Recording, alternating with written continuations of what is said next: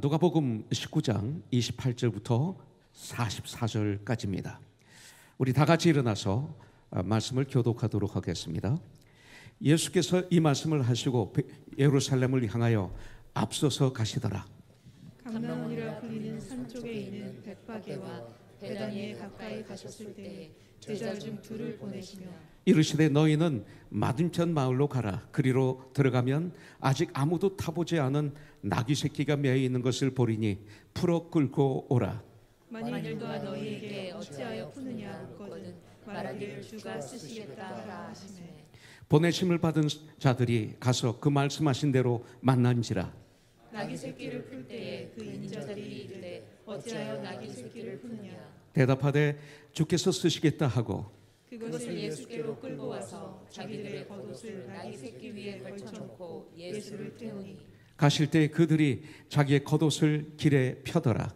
이미 감난산 내리막길에 가까이 오심에 제자의 온 무리가 자기들이 본 바 모든 능한 일로 인하여 기뻐하며 큰 소리로 하나님을 찬양하여 이르되 찬송하리로다. 주의 이름으로 오시는 왕이여 하늘에는 평화여 가장 높은 곳에는 영광이로다 하니 무리 중 어떤 바리새인들이 말하되 선생이여 당신의 제자를 책망하소서 하거늘 대답하여 이르시되 내가 너에게 말하노니 만일 이 사람들이 침묵하면 돌들이 소리 지르리라 하시니라. 가까이 오사 성을 보시고 오시며 이르시되 너도 오늘 평화에 관한 일을 알았더라면 좋을 뻔하였거니와 지금 내 눈에 숨겨졌도다.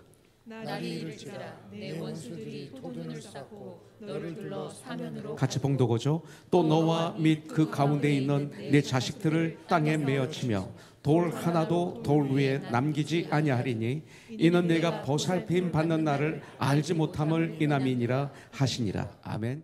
28절 말씀을 보면 예수님께서 이 말씀을 하시고 예루살렘을 향하여 앞서서 가시더라 그러셨어요. 우리보다 앞서서 제자들보다 앞서서 가시는 예수님. 그런 다음에 주님은 저와 여러분들에게 Follow me 하시는 예수님의 음성이 들리는 것 같습니다. 여러분들 마가복음 10장 32절에 보니까 예루살렘으로 올라가는 길에 예수님께서 제자들 앞에 서서 가시는데 제자들 앞에 서서 가시는데 이렇게 말씀하고 있어요. 마가도 누가도 예수님께서 예루살렘으로 가실 때 앞서 가고 계셨다 이렇게 말씀하고 있습니다. 그러면서 주님은 성경 사복음서 곳곳에서 Follow me, follow me 하고 계시는 걸 볼 수가 있습니다. 그렇다면 예수님에게 예루살렘은 어떤 곳인가를 알아야 되겠죠. 자, 마가복음 10장 33절부터 34절에 보니까 보라 우리가 예루살렘에 올라가노니 혼자가 아니라 우리 갑니다. 그러니까 저와 여러분들이에요. 이런 고난의 장소에 올라가노니 크리스찬들 이런 겁니다. 크리스찬들이 그냥 편한 건 아닙니다. 우리가 예루살렘에 올라가노니 인자가 대제사장들과 서기관들에게 넘겨짐에 그들이 죽이기로 결의하고 이방인들에게 넘겨주겠고 아시는 거예요. 그들은 능욕하며 침뱉으며 채찍질하고 죽일 것이나 그대로 됐잖아요. 그는 3일 만에 주님은 당신에 대해서 말씀하시면서 그는 이렇게 말씀합니다. 3일 만에 살아나리라 하시니라 이렇게 말씀하고 계세요. 자, 예루살렘은 주님에게 어떤 장소입니까? 고난의 장소입니다. 그것은 주님의 죽음이 기다리고 있습니다. 침뱉 틈이 기다리고 있고 39대 채찍이 기다리고 있고 야유가 기다리고 있고 가시멜류관이 기다리고 있고 십자가가 기다리고 있고 십자가를 짊어지고 여러분들 질질 끌려가면서 그 쓰러지고 일어나고 하시면서 그 무거운 십자가 우리의 죄의 짐을 짊어지시고 갈보리 산으로 걸어가시는 것은 다 알고 계셨습니다. 여러분들 그런 곳인 것을 잘 알고 계시면서도 주님은 그 길을 미적 가신 게 아니라 앞서 가셨다는 거예요.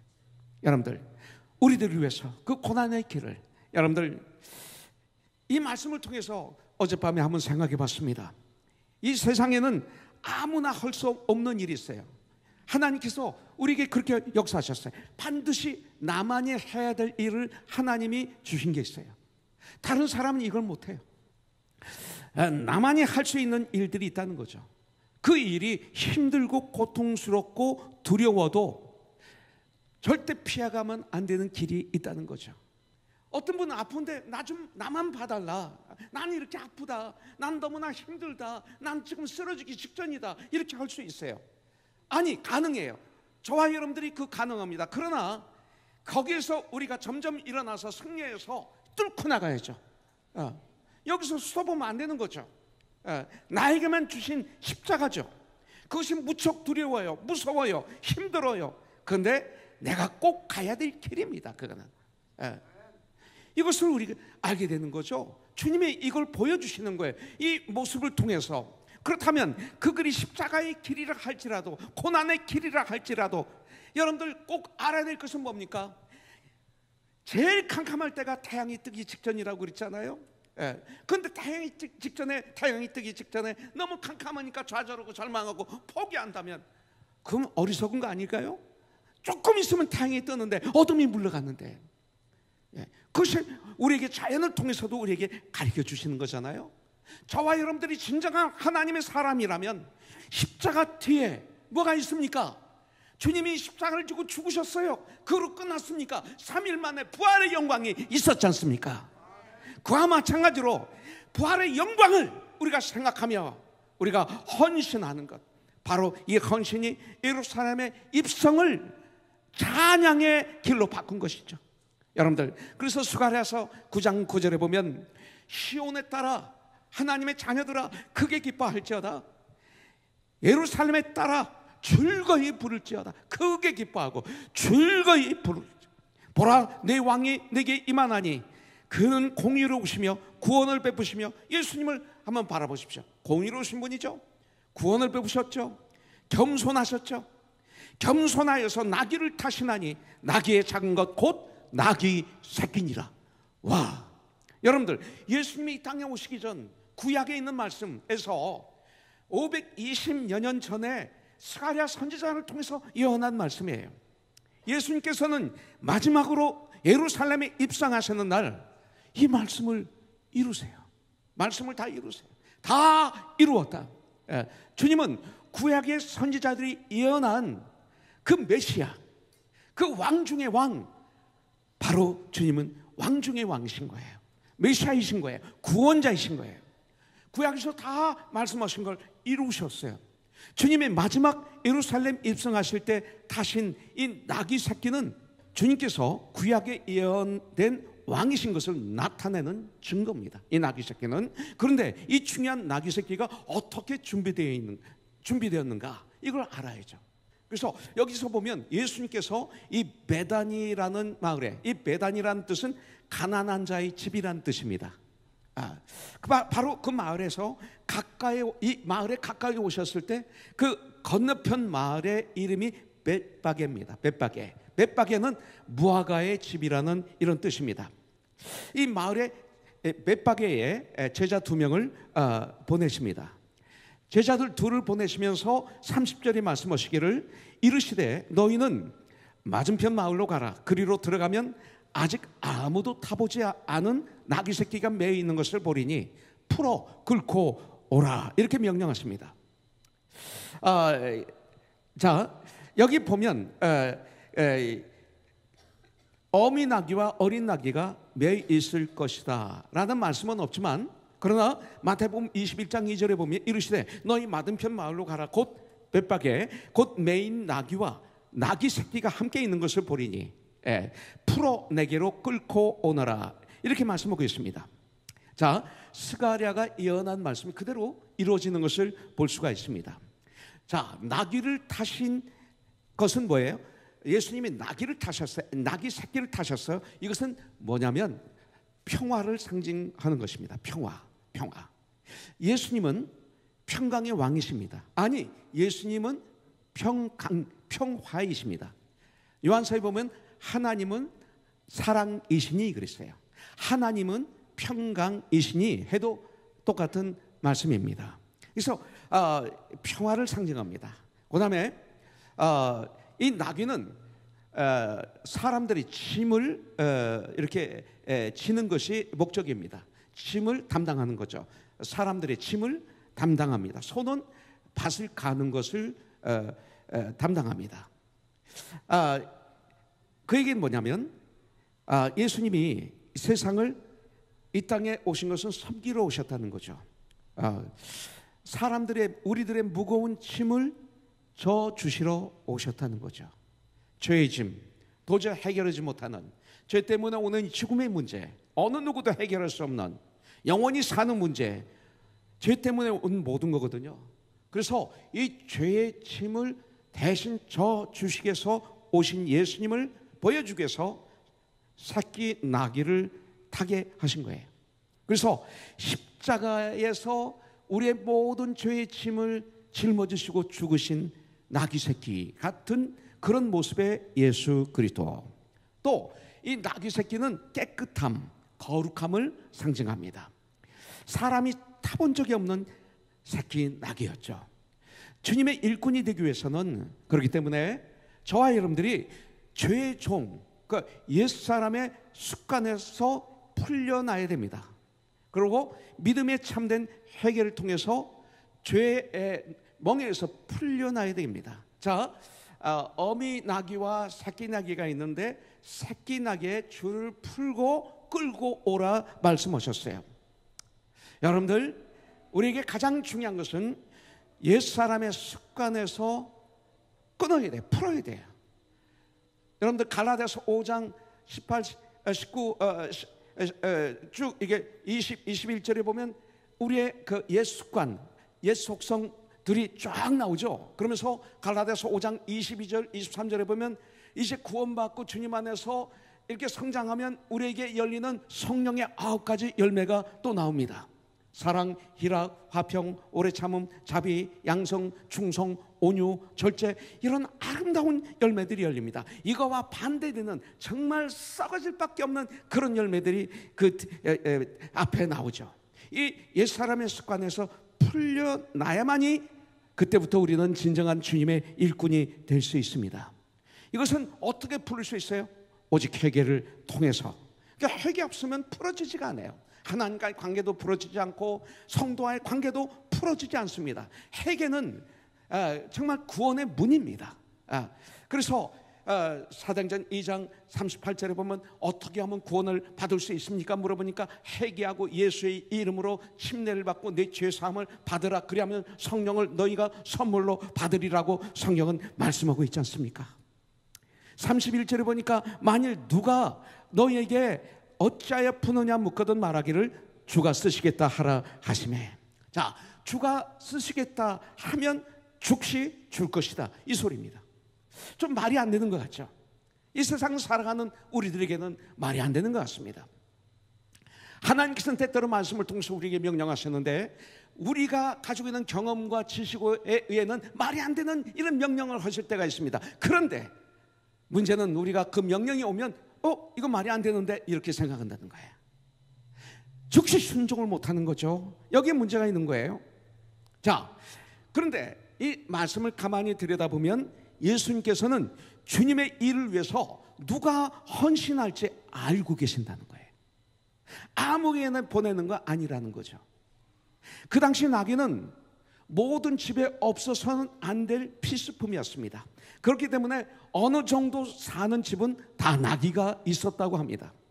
그러나 나귀 새끼를 가지고 있다고 해서 다 주님께 드리는 것은 아니지 않습니까? 예. 주님이 원하실 때 주님께 드릴 수 있는 사람이 있다는 거죠. 이것이 중요합니다. 여러분들, 이처럼 우리 주 예수 그리스도께서는 나의 마음을, 우리의 마음을, 사람의 마음을 다 아신다는 거죠. 이게 주님입니다. 누가 예수님께 얼마나 헌신할 수 있는지 아신다는 거죠. 예수님께서 주님을 위해서 헌신할 준비가 되어 있는 그 사람에게 주님은 제자 2명을 보낸 겁니다. 그냥 무작정 보낸 게 아닙니다. 아시는 거예요. 예. 죄악의 길로 앞서가는 자들이 있어요. 예.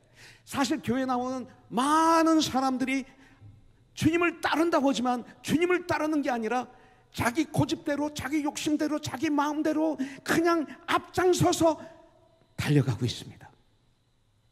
주님을 따르지 않습니다. 죄악의 길로 앞장서서 걸어가는 사람, 그래서 많은 사람들을 그 길로 인도하는 사람들이 교회 안에 너무나 많습니다. 그러나 우리는 정말로 to follow Jesus Christ, 그리스도인이라는 뜻이 예수님을 따라가는 무리들 아닙니까? 예, 이렇게 돼야 되겠죠. 그리고 고린도전서 11장 1절인 말씀대로 사도 바울이 뭐라고 얘기합니까? 내가 그리스도를 본받은 자가 된 것처럼 너희는 나를 본받는 자가 되라고. I follow Jesus Christ, follow me. 이것 아닐까요? 이것이 하나님의 종들의 모습입니다. 여러분들, 우리는 그런 사람이 돼야 돼요. 예루살렘으로 앞서가시는 예수님을 따라가는 무리들, heaven bound, 천국까지 함께, 이것이 코너스톤이 돼야 돼요.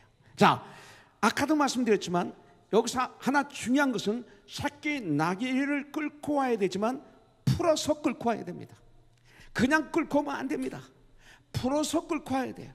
자, 저와 여러분들 한번 이 시간 냉철하게 한번 나 자신을 들여다보십시오. 과거에 내가 혹시 과거에 매여 살고 있지는 않은지. 현재가 없어요. 어떤 분은 미래도 없어요. 항상 말하면 과거 얘기만 해. 너무나 답답해. 과거 자기 자랑만 하고 있는 거예요.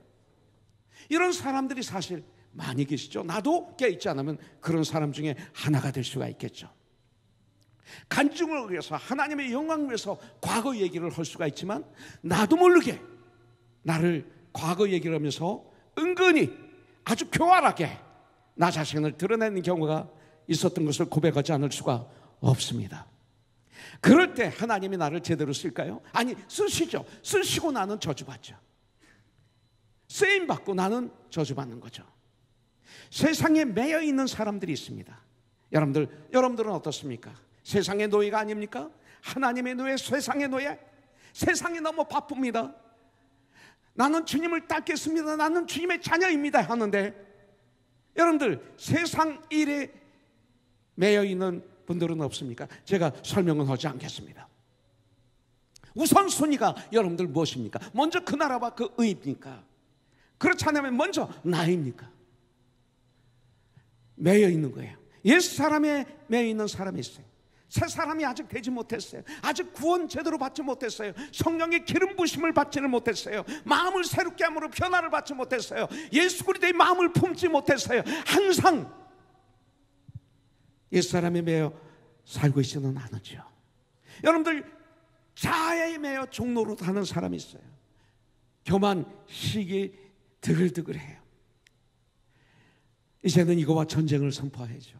나사렛 예수의 이름으로 명하노니 너는 물갈지어다 선포하면서 우리는 주님께 간절히 도움을 요청해야죠. 구하고 찾고 두드려야죠.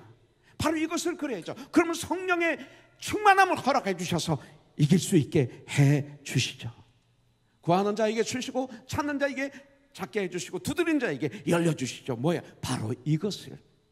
여러분들, 세상을 사랑해줘. 주 안에서 사랑해야죠. 돈을 사랑하면 안 되죠. 돈을 부려야죠. 육신을 사랑해서 종로로 타며 사는 사람들이 있습니다. 얼마나 불쌍합니까? 내가 부려야 될 대상을 사랑하고 그리고 그들의 노예가 돼서 살아간다면 그 인생이 얼마나 문제가 있습니까? 내가 그들을 부리면서 내 주의를 부욕케 하는 하나님의 사람들이 되어야죠. 왜 아멘 안 하십니까? 네. 이런 사람이 되어야 되는 거예요. 이게 축복이, 이게 능력이에요. 죽음 앞에 섰을 때 이게 재산이에요. 다른 건 다 사라지고 맙니다. 주님께서는 우리에게 말씀하십니다. 풀어, 끌고 오너라. 풀어야 돼요.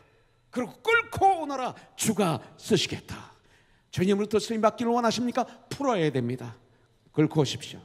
나의 주님은 내가 죄와 사망의 권세 그리고 세상의 종로로 하는 데서 풀어주셔서 우리 주님이 저와 여러분들을 쓰시기를 원하십니다. 우리 주님은 지금도 여러 가지 방법을 통해서 준비된 사람들의, 하나님의 사람들의 헌신을 받으셨었습니다. 우리가 헌신하지 않아요? 돌들이 헌신해요. 이렇게 적용할 수도 있어요. 주님이 쓰시겠다 하시면 이렇게 즉시 순종할 수 있는 사람들을 주님은 들으셔서 이 땅에 하나님 나라를 이루고 계십니다. 나귀 새끼를 드린 이 사람의 이름이 성경에 나오지 않습니다. 사복음서 어디에도 이분의 이름은 나오지 않습니다. 여러분들, 나귀 새끼를 쓰시단 말에 아무 말 없이 그 나귀 새끼를 내어드리는 모습을 통해서 제가 한 가지 발견한 것은 분명히 이분은 주님께 은혜를 입은 적이 있었다는 거예요. 주님으로부터 은혜를 받지 않으면 절대 할 수 없어요. 예수님께 은혜를 받은 적이 없다면 나귀 새끼를 드릴 수가 없습니다. 그러나 예수님께 은혜를 받은 사람은 주님께 드리는 것이 아깝지 않습니다. 참 행복합니다. 감사가 넘칩니다. 사랑하는 사람에게 식사를 대접할 때 대접하고 후회하는 사람이 있어요? 사랑하는 분에게, 내가 좋아하는 사람에게 선물하고 후회하는 사람이 있어요? 아니에요. 그분이 그걸 좋아하는 거 보면 너무 기뻐하는 거예요. 돌아오면서도 기쁜 거야. 그러면서 고양이 전화 걸어서 괜찮아요? 좋아요? 그러면 또 옆에서 아내가 콕콕 치면서 저라 아빠 그러지 마 제발 좀. 왜 이렇게 그래 목사가. 이거 제 얘기예요, 제 얘기. 너무 사랑하는 사람에게 밥 사주고 이렇게, 저 밥 다 사달라고 하지 마세요. 돌아오면 너무 행복해. 막 행복해. 아무것도 아닌 작은 일인데도 너무 행복한 거예요. 정말 주님을 사랑하고 정말 나의 구원자이시고 나의 주인이시고 내가 정말 사랑한다면 너무 행복한 거예요. 그래서 여러분들, 마리아 주님을 사랑하기 때문에 예수님을 위해서 자기가 가장 소중히 여기는 옥합을 깨뜨려 향후를 예수님께 부어드렸지 않습니까? 우리 예수님께 은혜를 받은 사람은 예수님께 자기의 가장 소중한 것도 아낌없이 드리게 되는 거예요. 저도 그래서 33살 때 드릴 거 없어서 초를 드렸어요. 어느 날 정신 차리고 보니까 샌안토니오 텍사스에서 신학 공부하고 있더라고요. 그 세상 거 다 놔두고 그걸 어떻게 제가 놔뒀는지 이해가 안 되는 거예요. 성령의 태풍에 그냥 날려서 와서 보니까 그렇게 됐어요. 지금 와서 보니 얼마나 감사한지 몰라요. 여러분들, 후회가 없어요. 인생의 마무리를 하는 이 과정 속에서 제일 잘했다고 제가 저 자신에게 박수를 쳐주는 것 중에 하나가 바로 이 사건이에요. 여러분들, 그렇기 때문에 예수님께 나귀 새끼를 드린 이 사람도 분명 예수님의 은혜를 받았다는 거죠. 예수님의 은혜를 받지 않으면 이건 못해요. 은혜 때문에 이렇게 되는 거예요. 은혜로 주님 일을 하는 분들은 시험을 이겨요. 그런데 내 힘으로 자랑하기 위해서, 나타내기 위해서 주님 일을 하면 시험이 들고 쓰러져요. 여러분들, 사랑하는 우리 형제자매님들, 이분은 예수님께서 자기를 알아주시고 자기를 써주신 것만도 너무 감사하게 생각을 했어요. 예수님으로부터 인정받으면 that's it, 그런 거예요. 예수님만 나를 알아주면 되는 거예요. 사람으로부터 칭찬을 듣기 위해서 우리가 주님 일을 많이 하는데 그 사람의 칭찬은, 그 칭찬하면 나는 평생 그거 가지고 살아가요. 그런데 칭찬하는 사람은 돌아서자마자 잊어버려요. 그리고 그 칭찬은 3일도 안 가요. 주님의 칭찬은 영원하거든요. 이러한 신앙이 진짜 신앙이에요. 그리고 이런 신앙을 성숙한 신앙이라고 그래요. 하나님께서 기뻐하시는 신앙이에요. 저는 우리들의 믿음이 여기까지 이르게 되기를 주님의 이름으로 축복합니다. 그래서 에베소서 4장 13절에 보면 우리가 하나님의 아들인 예수님을 아는 이와 믿는 일에 하나가 되어 온전하게 되어 예수 그리스도의 장성한 분량에 충만한 데까지 이를지니, 이거예요. 여러분들, 하나님의 일이 뜻이 이루어진 곳에는 항상 보면 무명의 헌신자들이 있습니다. 주님 주위에 이런 분들이 많아요. 오히려 하나님의 일이 이루어지는 곳에 아름다운 향기가 있어요.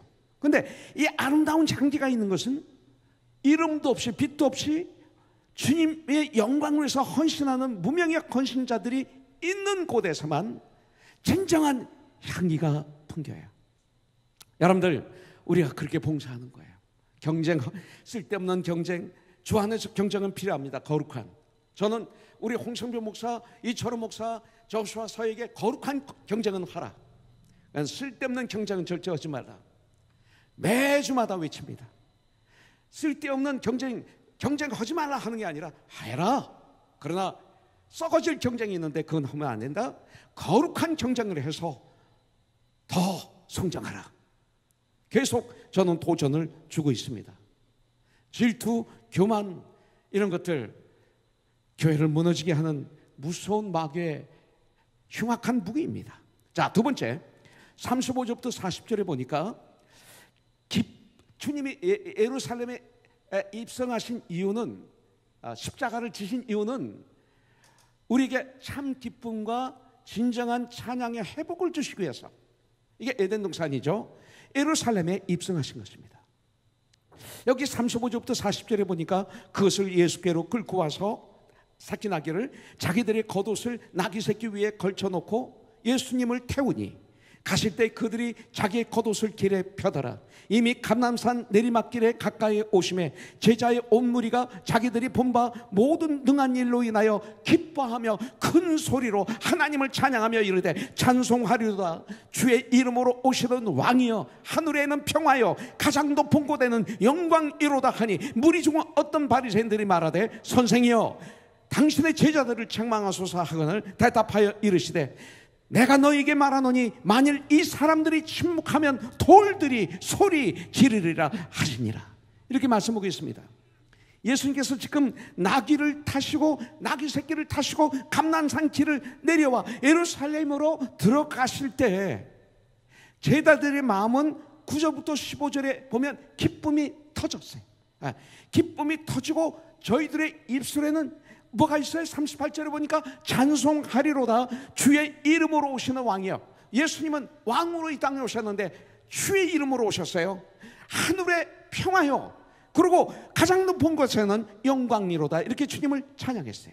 마태복음 여러분들 21장 9절에 보니까 앞에서 가고 뒤에서 따르는 무리가 소리로 이르되 호산나 다윗의 자손이여 찬송하리로다. 주의 이름으로 오시는 이여 가장 높은 곳에서 호산나 하더라. 이렇게 말하고 있습니다. 똑같은 얘기예요. 이때 예루살렘 성에서는 소동이 난 거죠. 한쪽에서는 막 주님을 찬양하고 있는데 예루살렘 성에서는 소동이 일어난 것입니다. 어떤 바리새인들은 39절에 보니까 선생이에요, 당신의 제자들을 책망하소서, 찬양하지 못하게 하소서 항의합니다. 그때 주님은 단호히 거절하시면서, 단호히 거절이 필요한데 때때로 우리에게 40절에 보니까 내가 너에게 말하노니 만일 이 사람들이 침묵하면, 이 사람들이 나를 찬양하지 않으면 돌들이 소리치리라. 돌들이 찬양하리라. 주님을 찬양하는 걸 뺏기는 거예요. 여러분들, 예수님께서 왕으로 환영을 받으시고 그리고 찬양을 받으시는 것은 당연한데 누구도 막을 수 없는 일이라고 성경에서 오늘 저와 여러분들에게 가르쳐 주셨어요. 만일 이것을 막는다면 돌들이 나를 찬양할 것이다 하셨어요. 이게 여러분들 예루살렘의 사람들 뿐입니까? 우리도 그렇지 않습니까? 혹시 찬양을 하는데 막 춤을 추면서 갑자기 한 사람이 찬양할 때 그를 칼싸면서 손가락 차면서 꼭 저렇게 해야 되는가? 여러분들 이렇게 해보신 적은 없습니까? 뜨겁게 주님께 부르짖어 기도할 때 꼭 저렇게 기도해야 되는가 하신 분은 없습니까? 여러분들, 오늘은 너희들이 그렇게 하지 않으면 돌들이 나를 찬양하리라 말씀하십니다. 우리가 주님을 섬기지 않으면 돌들이 주님을 섬길 거예요. 코너손이 올바로 주님의 일을 하지 않으면 돌들이 주님의 일을 하게 하실 거예요. 유대인들이 올바로 하나님을 섬기지 않으니까 이방인들로 하나님을 섬기게 하셨어요. 여러분들, 여리고에서 주님을 만나 눈을 떠 고침을 받은, 정말 저주받았던 맹인, 이제는 볼 수 있게 된 소경, 이 맹인 바디메오와 그 가족들이 고침을 받고 난 다음에 얼마나 기뻐했을까. 분명히 그들은 춤을 추며 마음껏 주님을 찬양했을 거예요. 어떻게? 38절이죠. 찬송하리로다 주의 이름으로 오시는 왕이여, 하늘에는 평화요, 가장 높은 곳에서는 영광이로다. 누가 보든 말든 욕하든 관계없이 찬양했을 거예요. 마치 다윗이 언약궤를 예루살렘으로 모시고 오면서 막 춤을 추니까 미갈이 그거 보다가 업신여겼다고 그랬어요. 그래서 평생 아기를 갖지를 못하는 것을 갖게 됩니다. 여러분들, 여리고에 살고 있던 세리장 삭개오, 얼마 전에 우리 교태했죠. 그 가족들 예수님을 만나서 구원받고 변화되었어요. 에덴 동산을 회복했어요. 그 삭개오와 그 가족과 그 마을 사람들 예수님을 어떻게 생각했을까요? 마음으로부터 뜨겁게 입술로 부르짖었을 거예요. 찬송하리로다 주의 이름으로 오시는 왕이여 예수 그리스도여, 하늘에는 평화요, 가장 높은 곳에서는 영광이로다 하셨을 거예요. 사도행전 3장에 보면 나면서부터 걷지 못하는 사람이 구걸하고 있을 때 베드로가 불쌍히 여겨서 그를 바라보고 손을 잡고 이야기합니다. 나에게 은과 금은 없지만 내게 있는 것으로 내게 주노니 곧 나사렛 예수 이름으로 명하노니 일어나 걸을지어다. 일어나서 걸었어요. 춤을 췄어요. 뛰며 찬양하며 걸으며 춤을 추며 찬양했다고 그랬어요. 베드로와 요한과 같이 성전에 들어가서 주님을 예배드려요. 여러분들, 예수 그리스도께서 행하신 구원을 체험한 데서 나오는 이 심장이 터질듯 올려드리는 감사의 찬양, 주님이 기뻐하십니다. 왜 이 시대 사람들이, 아니 많은 교회 나가는 사람들의 삶에 이런 기쁨의 찬양이 없고 왜 감사가 없을까요? 왜 그럴까요? 이유는 은혜를 몰라서, 은혜를 받지 않아서, 은혜를 몰라서, 예수님을 몰라서, 예수님과의 그 깊은 관계를 맺지 못했기 때문에, 진정한 하나님의 사랑을 모르기 때문에 안 하는 것뿐이에요. 자, 세 번째, 41절부터 44절에 보니까 주님이 예루살렘에 입성하시는데 모든 백성, 그 주님의 제자들은 주님을 막 찬양하고 춤을 추며 그는 뛰어내 찬양인데 주님을 찬양하고 호사나를 부르짖고 그랬습니다. 그러나 주님 당신은 눈물로 입성하셨습니다.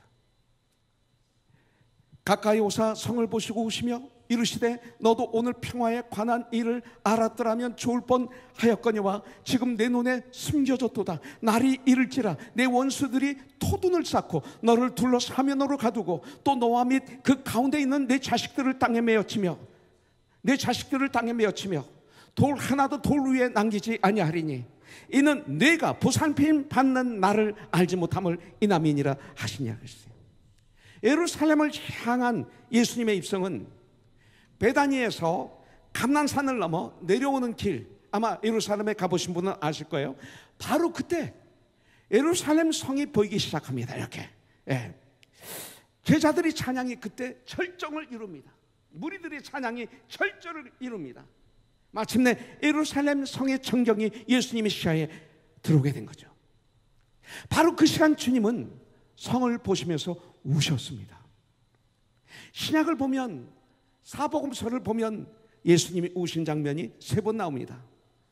첫째는 사랑하시는 나사로의 무덤 앞에서 예수님은 우셨습니다. 그리고 오늘 예루살렘을 보시고 우셨습니다. 그리고 하나는 마태복음 26장에 나오는 겟세마네 동산에서 땀이 피가 되도록 간절히 기도하시면서 흘리신 눈물이 있습니다. 히브리서 5장 7절에 보면 그는 육체에 계실 때 자기를 죽음에서 능히 구원하신 이에게 심한 통곡과 눈물로 간구와 소원을 흘렸고 그의 경건하심으로 말미암아 들으심을 얻었으니, 이렇게 말씀하고 있습니다. 주님께서 예루살렘 성을 보시면서 왜 우셨을까요? 예루살렘의 멸망을 슬피하시며 우신 겁니다. 예루살렘의 멸망, 세상의 멸망, 그들의 마음의 강팍함을 보시면서 우신 것입니다. 예루살렘이 평화에 관한 일, 하나님을 몰랐기 때문에, 그들이 하나님을 몰랐기 때문에 저들에게는 평화에 관한 일이 숨겨졌기 때문에 우신 것입니다. 그 평화에 관한 일이란 무엇입니까? 평강의 왕으로, 구원자로, 메시아로 이 세상에 오신 그리스도 예수 자신에 관한 구원의 복음을 그들이 거절했기 때문에 거절한 것입니다. 이것 때문에 우신 것입니다. 오히려 저들은 예수님께서 앞서 보낸 선지자들을, 구약에 보세요, 돌로 쳐 죽였습니다. 여러분들, 마지막으로 오신 하나님의 아들 예수님까지 죽이는 엄청난 범죄를 범한 자들이었습니다. 며칠 전에 포도원의 비유를 통해서 우리에게 가르쳐 주시잖아요. 누가복음 13장 34절에 보니까 예루살렘아 예루살렘아 선지자들을 죽이고, 보세요, 구약에 얼마나 많은 선지자들이 죽었습니까? 내게 파송된 자들을 돌로 치는 자여, 암탉이 개새끼를 날개 아래에 몸같이 내가 너희의 자녀를 모으려 한 일이 몇 번이냐, 그러나 너희가 원하지 아니하였도다. 이 눈물이에요. 저들은 주님께 오기를 거절했습니다. Come unto me, 나에게 오라, 내가 너희를 편히 쉬게 하리라. 수고하고 무거운 힘진 자들아, 다 나에게로 오라. 거절했습니다.